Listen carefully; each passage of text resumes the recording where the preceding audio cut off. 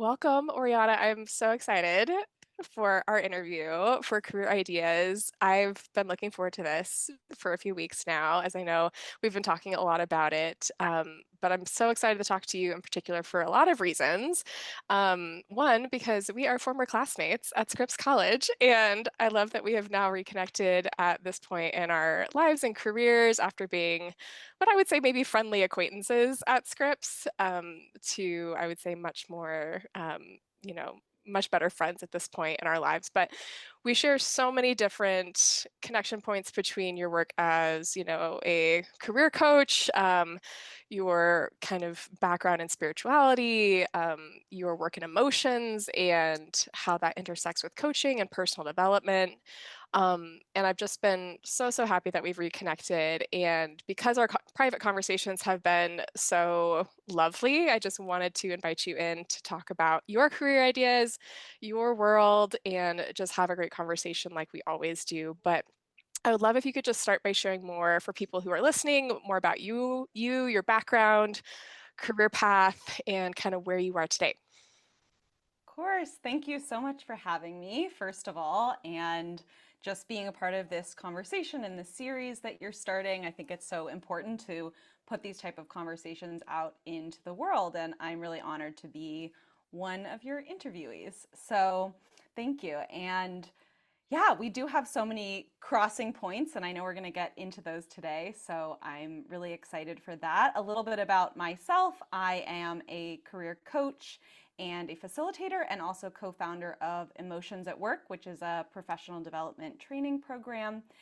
And my background prior to becoming a coach is actually in the nonprofit space. So I started my career at Scripps. I studied politics and international relations, went into peace building and conflict mediation work in the development sector, and really loved my work in that area, was super passionate about it, got to work throughout the Balkans and the Middle East and North Africa, and also came to my own experience and point of burnout, which, as we've discussed, was really a turning point for me and a moment when I hired my first coach and she changed my life. And I was opened up to the idea of coaching as a profession and became really excited about the idea of what could it look like to bring more coaching to the social impact space. And so that's really where I made that pivot into coaching to want to bring this support, these types of ideas and resourcing in particular to other mid-career professionals that we can change, we can make a pivot. There are so many lanes, and I think finding work that is really fulfilling and satisfying is, in my perspective, so important because of how many hours we spend in our life in our jobs.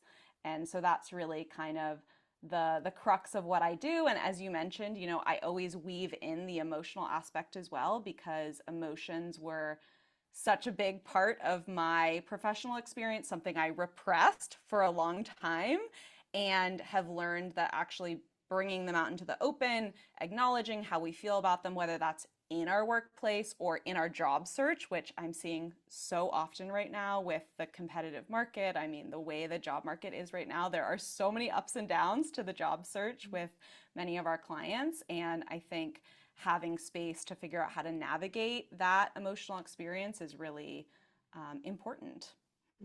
Oh my gosh, I love that. And I'm so glad you brought up the global aspect of both your academic study and travel and then your life. You are actually based in Belgrade, Serbia. You're in Croatia right now for this call. So we're in two different times a day. How do you think also that your experience living, working, and like studying different cultures, different languages, like how do you think that that's shaped how you approach your work? And thinking about coaching, how do you feel like that maybe has like had an influence on how you maybe see, people differently or how you see the problems differently when you're working with clients? Such a great question. My first kind of gut response to that is that it's really helped me see and unpack the cultural and familial conditioning that we all bring with us, the stories that we tell ourselves, the ways of being. And I think that really contributes to how I coach and how I mirror back what I'm hearing and kind of lead my clients through conversation to unpack some of the things that they have just taken as truth with a capital T for most of their life, whether that's the career path they're supposed to take, the profession they're supposed to have from their family, or the way that they're supposed to approach career. We could talk about just kind of the idea of career and even work-life balance in the US as compared to Europe, let's say. And I think being exposed to lots of different perspectives and ways of being in work and kind of relating to work has really opened me up to recognizing that it's important to explore that, to unpack that, to talk about it, especially when I have clients that come to me that want to make a change and feel really stuck. And often there is a desire under there. They know what they want, but sometimes it's like pulling back those layers of what we think we should be doing or what we've been told we need to do and just opening ourselves up to more perspective. So I think in that way, just being exposed to different perspectives, different cultures, different ways of relating to career and to work has been really eye-opening for me. And I would say kind of liberating, I guess, especially coming from the Western American culture, which has a really distinct flavor around work. And I'm originally from Seattle, Washington, so I am a West Coast girl, moved to the East Coast right after graduating Scripps for work. And even that distinction, I often refer to that of kind of the different way that the different coasts in the US think about work, relate to work, orient to how we talk about who we are and what we do, kind of our professional identity. Yeah, I think you nailed it. Like the capital T truths, we just assume, like, well, of course it's normal, or I will always work for this long in this way and within these parameters. And I think, I always like visualize, like the capital T truth. I'm like, we're the ones that put the cap on top. Like we're the ones Yes. that said this is the capital T versus a lowercase. And I think, as you mentioned, working with clients, it's like we construct our own stuckness sometimes, and it doesn't mean that there's not external factors that are very legitimately out of our control. But I've realized, in my own work and coaching too, that sometimes I've just created this little like Lincoln log, like I've taken a truth and like set it down, and then I take a truth and set it down, and I create this like wall around me. And then if I can't see the sun, it's probably because I put the logs up a little too high, right?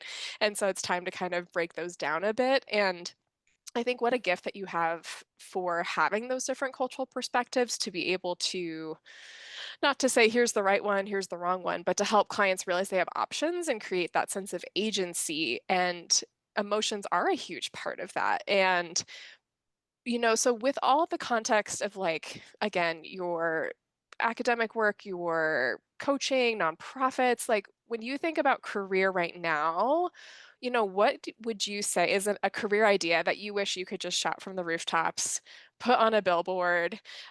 Is it something around stuckness? Is it around emotions matter? Is it, maybe meditate more? Like, what would be the things that you would say, what would be the message or the idea that you would wish would just spread like crazy?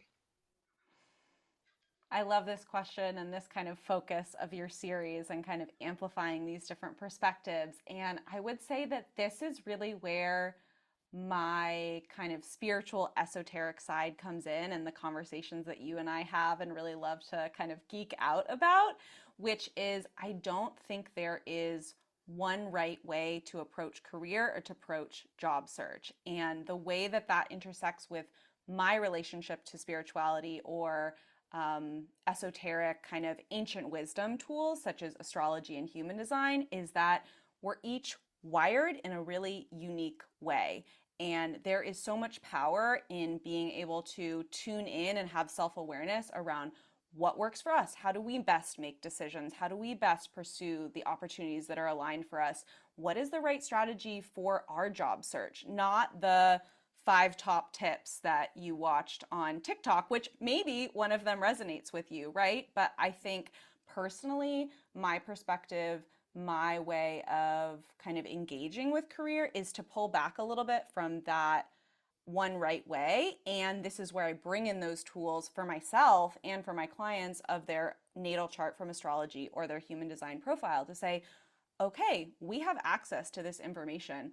let's get curious. What does this show us? What does this open to you when you understand your unique energetic blueprint and your way of engaging with the world? How can we think about that in terms of exploring what really excites you and what drains you in your career, or how it's best for you personally to approach the job search, to approach building your professional community and network, right? Because we see it, I'm sure you see it in clients that come to us where they've been trying strategies and they think they should be doing it that way, let's say with the job search, but they just feel so stuck and like they're hitting their head against the wall. And more often than not, when we get into kind of looking at it through this other lens as a way to shed light on what's working and what's not, it opens up, right? Like that's not really aligned with their energy and their strategy.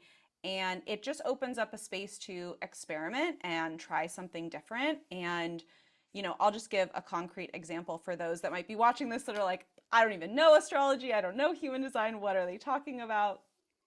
So, my human design profile, my type, there are 5 types. There are generators, manifestors, manifesting generators, projectors, which you are, and reflectors, which I've never met a reflector. So I can't wait for the day when Me I finally neither. do. I Yeah, think I'll let they're you know when I meet one too. 1% of the if, population. if Yeah. anyone here listening is a reflector, please let us know. We want to talk to you. So I am a manifesting generator. And when I first learned just about kind of the core energy or aura of this type, it's being a multi-passionate person. And for me, a multi-passionate entrepreneur. And I had spent so much of my career and then so much of my time building my business when I first became a coach, resisting that.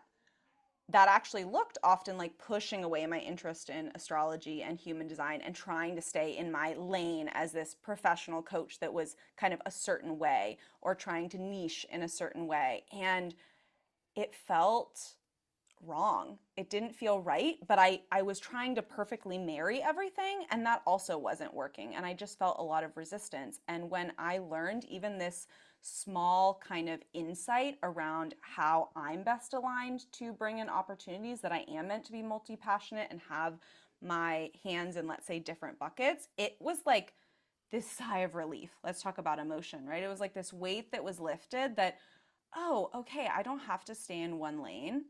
Actually, I just need to be responding to the things that light me up, the things that excite me, and allowing myself to be in that space. And that for me today, let's say it might look different tomorrow, looks like having my career coaching, also doing astrology and human design. And then for the clients that are interested, because I always offer it, integrating those two. I don't force it on my clients, but if they're curious, if they're interested in kind of just this way of building a deeper self awareness, then we bring it into the conversation. And I think it adds so much value. It really does. And, I think you brought up such a good point with thinking about how we hear people talk about career, and it's emotional questions, it's energy questions. Why do I not feel motivated to work on my resume? I've gotten rejected or laid off. Like I find myself resisting wanting to go back and to work again. I'm feeling super anxious, the Sunday scaries. There's so many Yeah. like emotional and we would agree energetic questions that people have and realities that they experience, but we're only given tactical tools to solve those things. And so I think it's actually, part of when we can introduce that and when the client's open to it, it's such a beautiful addition and supplement to kind of holistically look around that person and say, one, nothing is wrong with you. I will say that so many times with clients. I'll be like, I want you to know, like, I don't think anything's wrong with you. And I've had people like tear up Hmm. because like just hearing like nothing's wrong with you, like the way that you're not built wrong, your Yes. desires are valid, your needs are valid. And when you can give people tools, whether that's astrology, human design, some other spiritual system or more just humanistic approaches, like when you give people language, that can just open up doors of permission, of self-acceptance, of and I think it starts to pave the way of self-trust because then you can trust yourself, right? Like as you were saying, like when I realized like I didn't have to fit this mold. And I think it connects exactly to what you were talking about earlier, that there's not one right way to do career. And there's similarly, there's not one right way to live. And so for constantly looking to others or what media or LinkedIn or whatever the medium of the day is projecting and saying, here's the 5 quick tips to, get what you want. It's authentic in that we see our desire in that. We're like, yeah, that's what I want. But the path to get there is, unique to us. And that's our work in the world, is to kind of figure that out and build trust in that. And you mentioned kind of astrology in particular, and I know this was actually, a part of your family. Like this wasn't something you just kind of like picked up in college, or like reading astrology. Would you mind sharing just a little bit about kind of how your first introductions to astrology and sort of like how that kind of developed over the course of your life and your own kind of buy-in, or when you felt like, oh, this is actually something I want to dive deeper on myself? Yes. So my dad is actually an astrologer, and I grew up with him interacting with astrology and kind of sharing pieces with me. I remember when I was little, it's not his full-time profession. He's also a horticulturalist, but he did readings for people when I was younger and trained with his teacher in Seattle. And I remember people coming over to get readings and going into the back office and just being so curious about what was happening in those conversations. And so I was introduced to it at a very young age. And yet, I didn't have my own professional reading done until I was 21. So, on my 21st birthday, my dad gifted me a reading with his teacher, and I went and had my first reading, and it blew my mind. I did not understand how someone that I had never met and spoken to before could see so clearly into what felt like my soul, to be able to articulate so many things about my life experience, my way of being, my kind of behaviors, the specific moment of transition that I was in at that moment in my life. That's another thing I love about astrology in particular, is that we can look at it because there are consistent cycles of development that we all go through at certain ages. Some people might have heard of the Saturn return. That is one of them, that we all go through that at that age of between like 28 and 30. And it's this moment of transitioning and sometimes reckoning with a certain area of our life. And when I was introduced to it, I just opened up. And so I started talking to my dad more about it, and ultimately going down the rabbit hole with him, so to speak. And he ended up training me. So I've really learned from him. We study a form of astrology called evolutionary astrology. And so that was what I was initially introduced to and grew up with. And over time, I've also learned from other teachers and kind of found my own way of approaching astrology, and then was introduced to human design as well, which integrates astrology. So that was kind of what opened me to human design.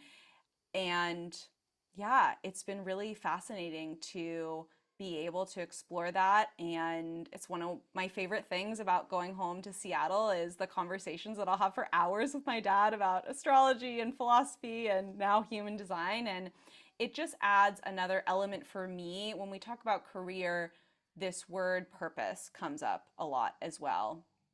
And I don't think there's one right way that we can define what purpose means. There's so many different perspectives on that, even in different spiritual communities.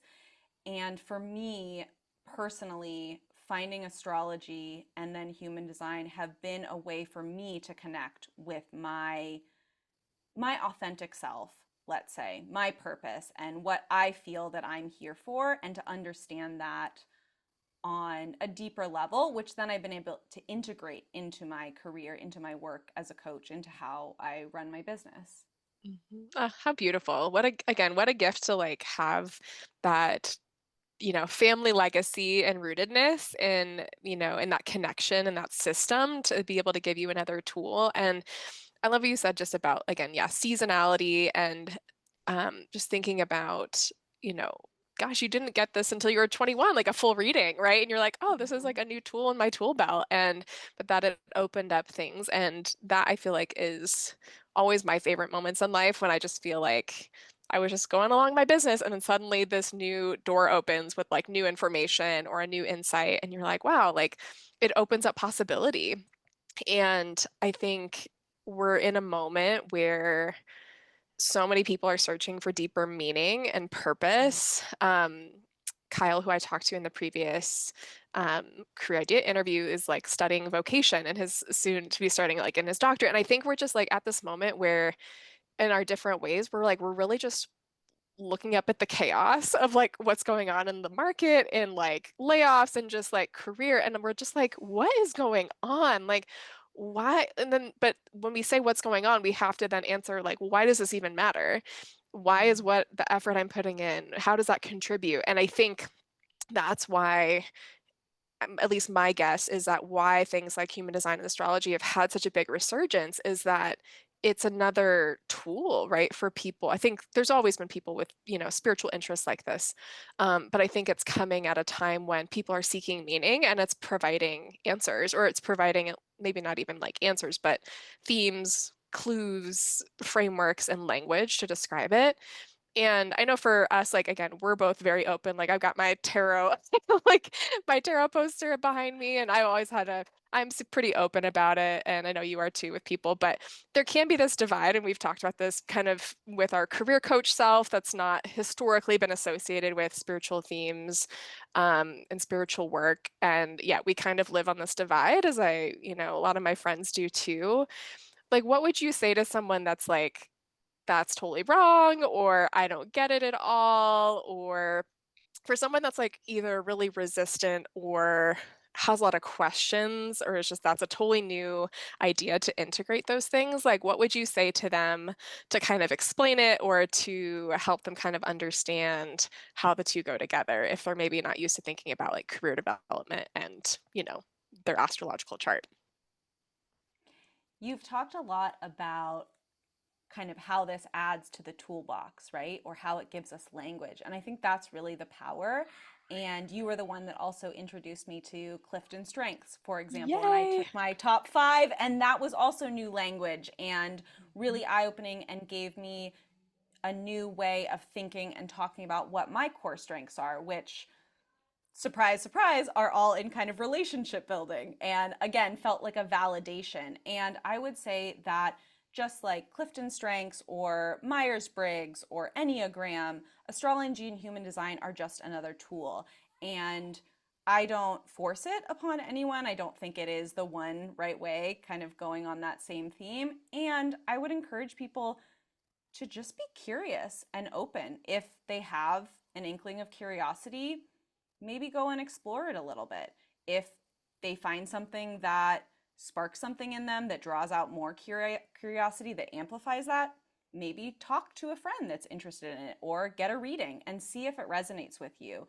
Personally, the school of astrology, evolutionary astrology, that I studied in, that my dad is trained in as well, focuses really on your soul's development and your purpose and evolution. It's not predictive in any way. And I think for me, that's something important and often something I hear myself saying, because I think what can scare people away and have resistance is this idea that astrology or human design are predictive, or they tell you who you are and they put you in a box. And I would say if you are talking to an astrologer and you get that, go find someone else to talk to, because unless you find that helpful. But personally, I think just seeing it as another tool in your toolkit to shed light on who you are and how you relate to the world. And more often than not, what I hear from my clients or friends or anyone that I talk to about their charts is that it just feels illuminating. It feels validating in their lived experience. And I think that that's the most important piece to be open to and explore. And people often talk about, let's say, your sun sign, which is the main sign that you might know, but there's so much more to your chart. And I think that's what I would also tell people is, even if you don't resonate with your main sun sign, which some people don't because their whole chart is a total other sign, or their sun sign is in fire and the rest of their chart is water, so they don't really feel that resonance. That's why it's also, I think, can be helpful to open up to what is your chart as a whole, to kind of explore it on a little bit deeper level and get insights into that. And that's the kind of stuff I love to bring in terms of, let's say, people's Mercury, like communication style. How do you learn? How do you process information? How do you speak? We can see that in your chart. And there's just, that's like one of so many different facets that we can get curious about. Oh my gosh, yes. And yeah, that's why we talk about a lot on a, bi-monthly basis. We'll just be like, okay, like how does Clifton Strengths intersect with like the full moon right now? Or how does it intersect with like my human design?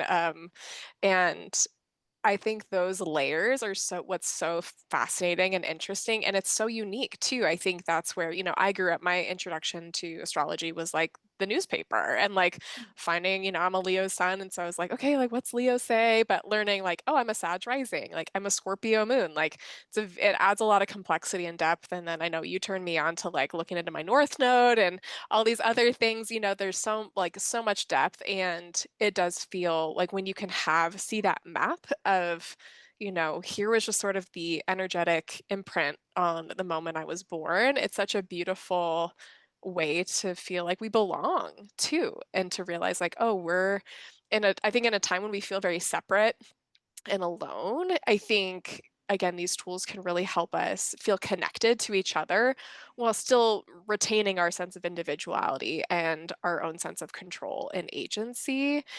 And how can you think of either from like a client or yourself, like when having this information helped you make a decision and Mm. you're like, ooh, I went about that differently because I had this information about myself from either my astrological chart, my human design chart. Like, can you think of an example again, either personal or someone else?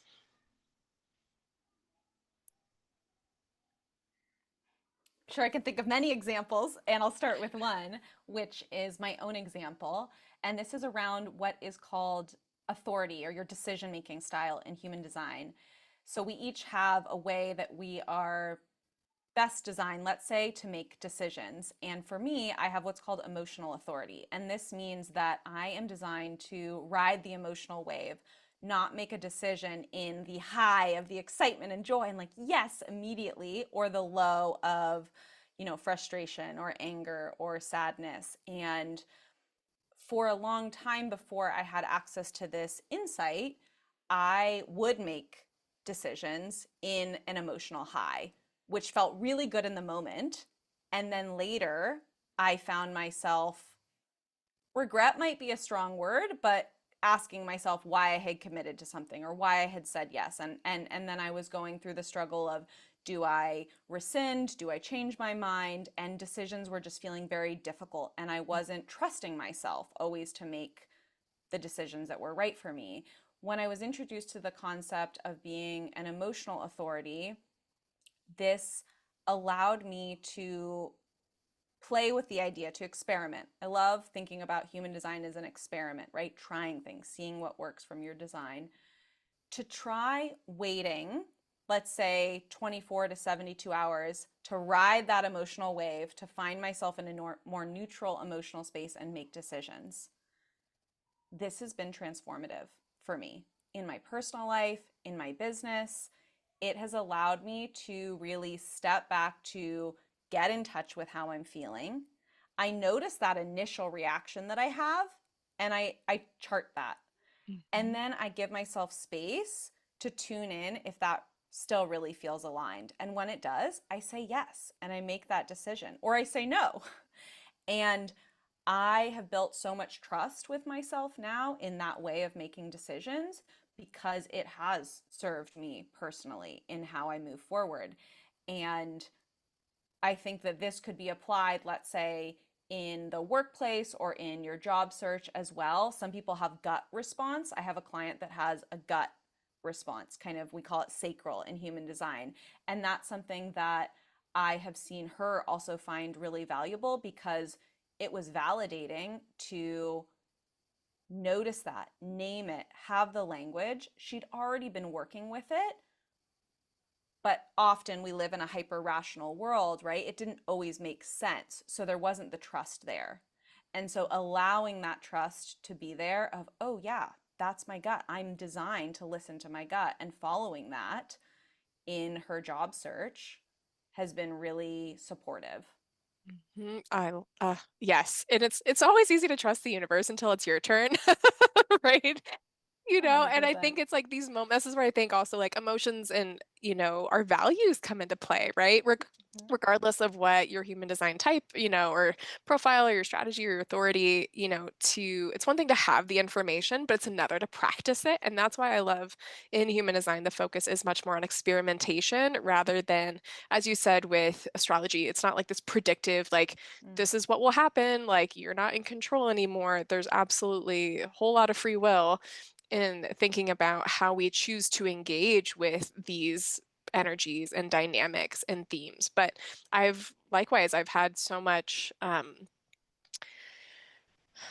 again, a sigh of relief back to emotions, right? Like, because, I'm a self-projected projector, which is a whole thing in and of itself. But for me, like, that means I have to talk things out. That's how, like, and I think that's part of why, I've been very intentional about like speaking. Like, that's why I'm also wanted, that was part of not the only reason I wanted to do this kind of interview series, but it gives me the opportunity to practice my sense of, authority as well. And because when I'm talking, I can't talk myself like into lies if I'm speaking out loud. My mind can take me there, but my voice won't.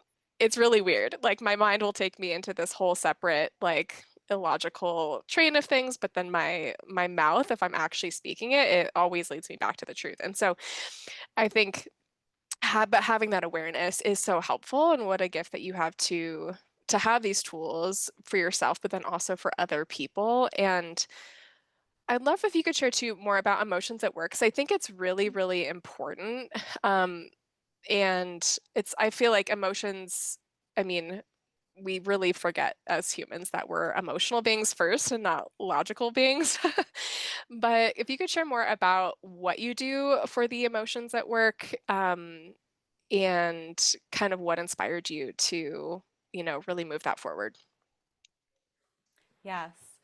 Emotions at Work is a program. Originally it's expanded to be much more than that, that I co-founded with another coach and facilitator, Tomomi Sasaki. We trained together at Newfield Network, which is the coach training program that I went through, and we really bonded over this shared interest in the emotional experience of work. We came from different angles, different sides, and what I'll say about my experience was that I mentioned I experienced pretty severe burnout, and I did not see it until I was literally on the ground, emotionally burned out, mentally burned out, physically burned out. And my curiosity opened when I said, what would have been different if I had been tuned into my emotional experience at work? I know I was having an emotional experience, but I didn't listen to it. I ignored it, or I shamed myself for it. I pushed it down because that felt like the professional thing to do. And I'm not here saying we should all go cry and sob at work or scream at our colleague. That's not what emotions at work is about. It's about opening ourselves up to emotions as the data that they are. It's super valuable data to be able to notice how you're feeling, name how you're feeling, recognize that, and ask, what message is that trying to tell me, and what can that help guide me towards? Does something need to change? Do I need to have a conversation? Do I need to engage with this project or my job search in a different way? And so that shared interest is what formed our kind of flagship program, which is Navigating Emotions at Work. It's a 9-week program where we bring a cohort together online to explore topics such as making effective requests and getting what you need, saying no and setting boundaries, trust at work, huge one. I think we could have an entire program on trust at work, Mm-hmm. and exploring that and being in conversation. And so much of the value in that program also comes from just being in a space with other people that are openly speaking about that. We hear so many participants say, wow, it's so refreshing. It's so relieving to be in a space and hear other people's experience. And our groups are often very global. We have people from all over the world. So I'm from the US, but I'm based in Serbia. Tomomi is from Tokyo and is based in Paris. We have networks all over the world. And so we've kind of created this very global group that often comes together. And we have different genders, ages, professions. And yet there is this core emotional experience. And I think that's the really important part is what becomes possible. It really came from this curiosity that we had of what is possible? What would be different if we brought emotions into the conversation? We didn't know the answer. I don't think we still do, but it's that curiosity that drives us to make space for that and the value that we see in making space for that and knowing that the way we make decisions, the way we lead, the way we engage with our work, there's all an emotional undertone to that. Why would we Hmm. ignore that? Yeah, we can't shut it out. It's like, again, no matter, we've seen how dangerous, I mean, literally dangerous and repressing emotions kills people physically and just sort of our spirits. I think, and I love that question of like, what would happen if we resurface the importance of emotions at work? And I feel like it's it becomes whole. It's not, it's again that sigh of relief. It's that sense of community. It's that sense of like, oh, I'm so glad I wasn't the only one experiencing that.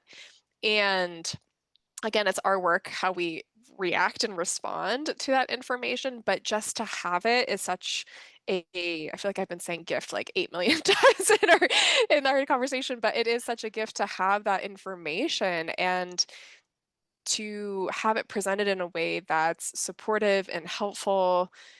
It's just the best because it feels like then you see possibility. You can then imagine a different future for yourself professionally, personally.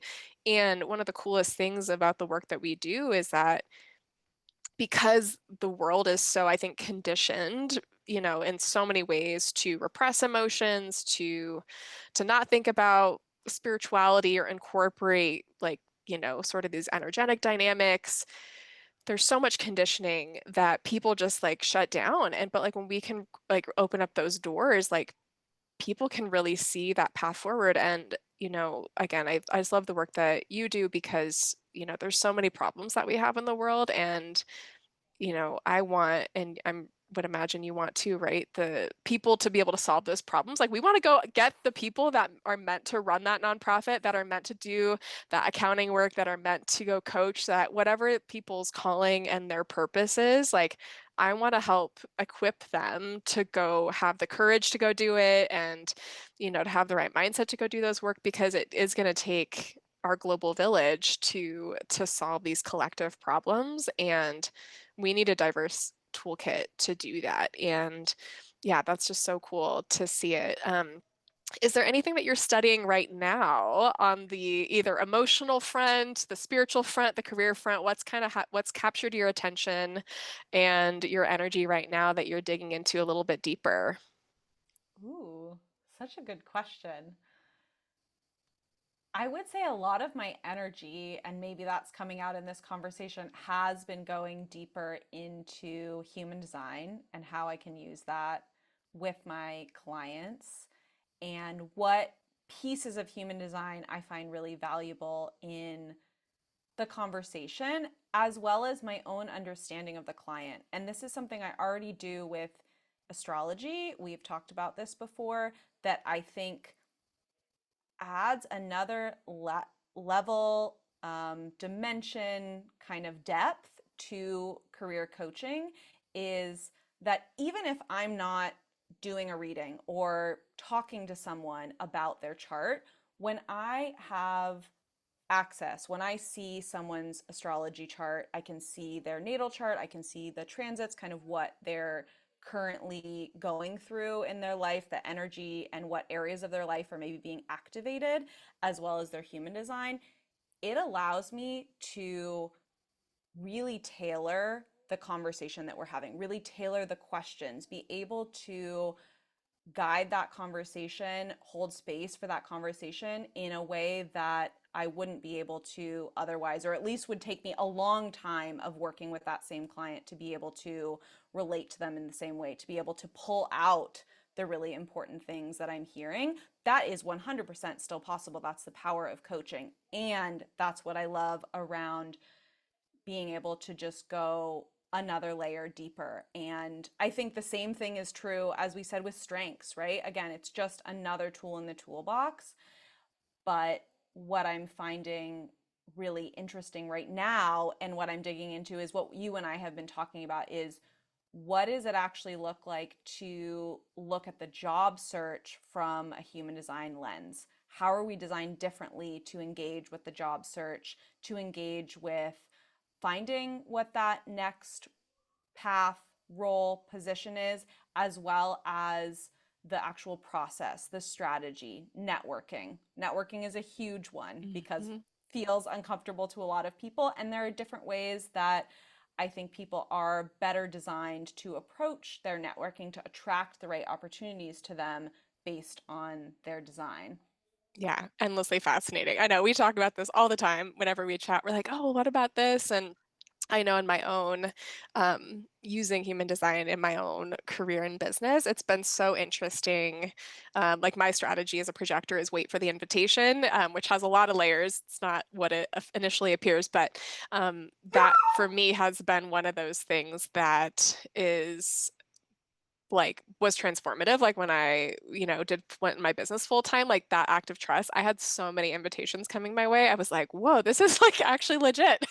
It was really, really cool. And I realized like, that's my lived experience and how I'm designed, but having that awareness that not everyone is like that. And so not everyone needs to, if I can't say, well, here's what worked for me, here's, and again, that's where that discernment and I think that training of like what is a best practice versus, and sort of a tried and true approach or like, okay, resumes, at least in the US should be this long or CVs should be this long. Like there's that kind of like, yes, this is just like a best practice, but then there's so much flexibility and, opportunity to experiment with different ways. And I think again, it's for anyone, yeah, that's curious, go, if you can find your birth time, location, your birthday, you'll be able to find all this info on human design and astrology too. And well, I know, Oriana, we could talk forever about all this stuff, and we do, and we will continue to. But any closing thoughts? You're like, oh, I just want to say this one extra thing, or what would you say in closing to anyone that's listening and is interested and curious, like, oh, I want to look into this more? Like, what would you say about next steps or how they might explore this further?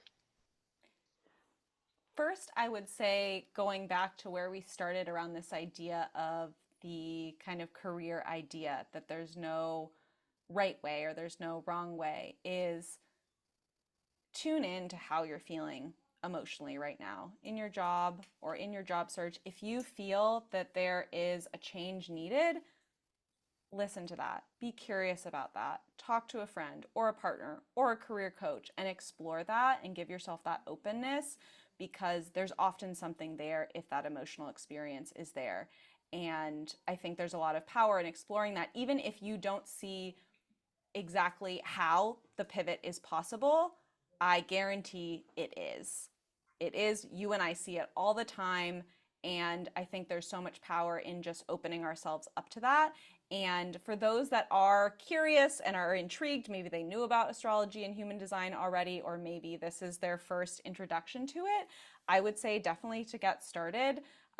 You can pull up your natal chart or your human design online and take a look. There are lots of resources online. And if you're interested in a reading, definitely reach out to me. I do those and love to have a conversation and bring in the career edge in particular. And it's also something, as I mentioned, I bring into my career coaching. But I think that's a really great place to start is just that curiosity. I love that. Yes. Career curiosity, spiritual curiosity, curiosity for life. But thank you, friend, so much for your time, for your gifts and sharing them with me and with the world. It's been, yeah, such a pleasure to chat with you. But yes, go connect with Oriana, follow her, work with her. She's wonderful. So, Oriana, thank you so much. And until next time, take care. Thank you so much, Megan.